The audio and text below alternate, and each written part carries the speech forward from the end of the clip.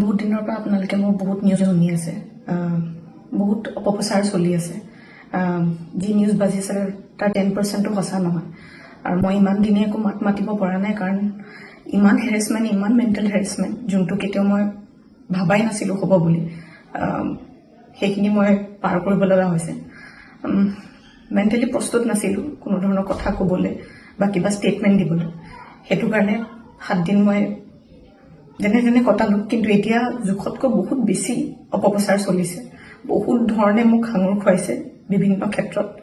ন্যায়ালয়ে মোক দোষী কৰাৰ আগতে নিউজ মিডিয়াই মোক দোষী কৰি মোক এতিয়ালৈকে ফাঁচি দিছে। মোক অলৰেডি মই দোষী বুলি কথা কৈছে।